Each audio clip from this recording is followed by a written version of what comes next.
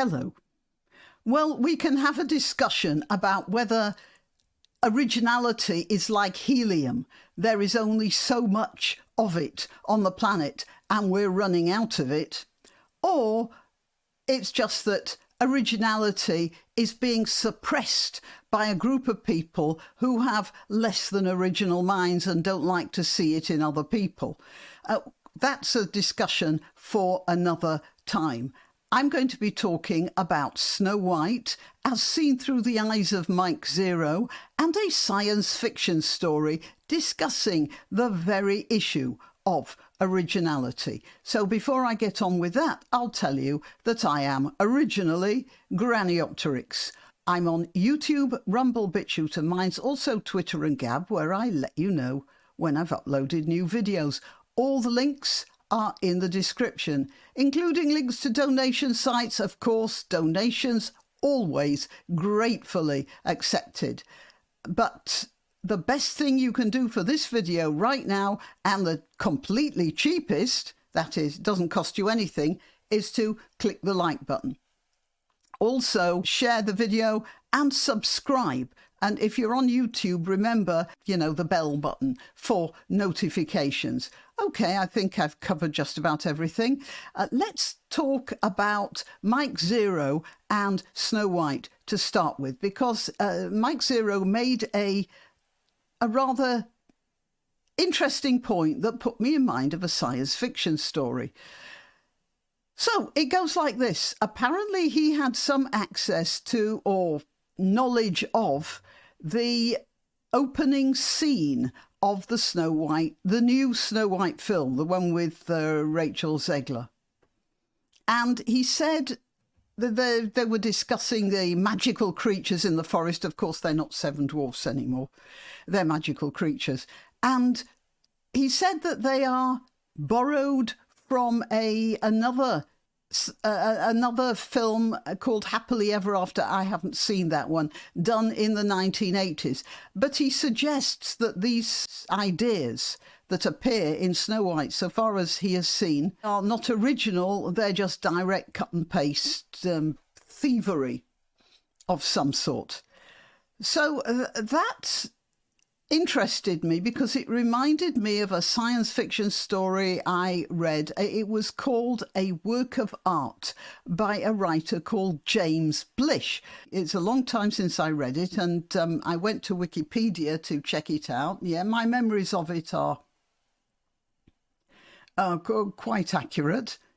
And the story is as follows. In the year 2061, they had come up with something called mind sculpting. And this was a process whereby they took human personalities from history, recreated them, and placed them into voluntarily donated physical bodies. These two doctors recreated the mind of Richard Strauss, the early 20th century composer, and they placed it in the body of a man who was completely devoid of musical ability. That was so they could prove that they had actually put Richard Strauss's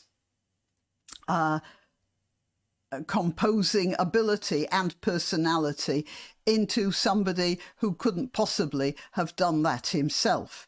And then they invited the composer to compose.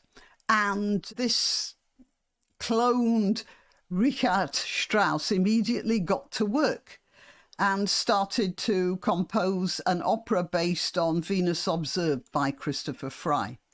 Working to a tight deadline, he completes the opera and conducts its premiere. But during the performance, he begins to suspect that something isn't quite right. As I remember it, Blish describes him as he's conducting, his hands start to feel heavy and disconnected, and he realizes there's something wrong and something very tiresome about his composition. And here it says, finally he realizes that he's used all the same musical language many times before and that he has nothing left to say musically. No, that's not the way I remember the story. Of course, I might be reinterpreting it retroactively. But so far as I remember of that story, it's not that Richard Strauss, has nothing to say musically. It's that he is a clone and cannot say anything original. He just cannot come up with an original thing because he has not been given the original mind, just the persona of the original mind, just the what it looked like, not what it was.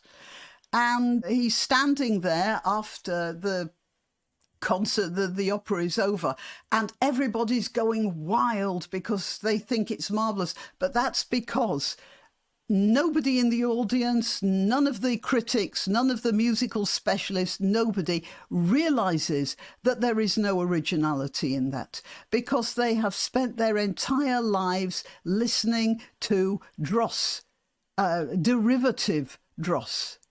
And they think this is marvellous and new and fresh, and he knows it isn't. And he doesn't say a word when they start applauding not him, but the mind sculptors. And the mind sculptors, the doctors are, bowing and taking all the kudos for it.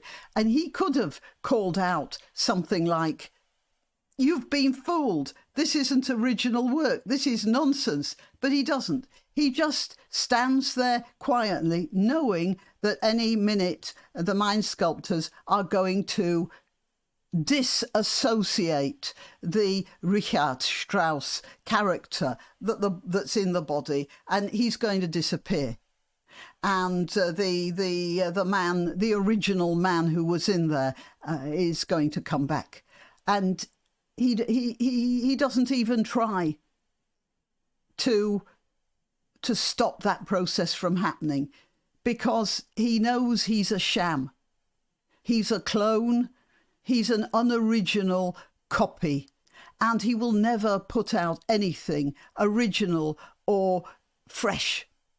There's just no point in going on. And he accepts his dissolution with complete resignation. That's the way I remember the story. And it seems to me that Blish was predicting exactly what's happening now. He talks about musical composition machines. Well, we've got ChatGPT. I don't know if it does music now, but it probably will. And it won't come up with anything original. It'll just come up with bits from other people put together, probably seamlessly, probably quite tunefully, but not original.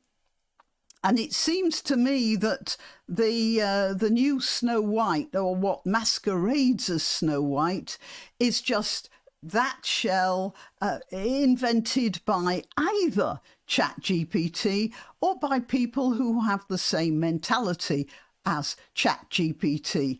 And, well, yeah, so that's the horrific idea. And, of course, anybody who comes up with anything original is immediately squashed, because it shows up the clone for what it is. There's a comedian called Graham Linehan who was going to give a show at the Edinburgh Fringe, but because he's critical of some recent philosophies to do with gender identification, I'm not going to get any more specific than that, he has been squashed.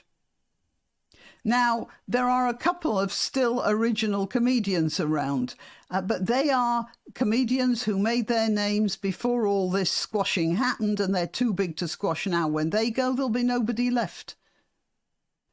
All right, well, so much for original thoughts. As long as I can, I shall try to give you my original thoughts on my channel.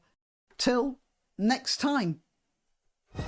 Why not treat yourself or a favoured relative or friend to these magnificent examples of merch? The mugs and t-shirts come in the Graniopteryx design or Granbow with a firearm or the more deadly knitting needles.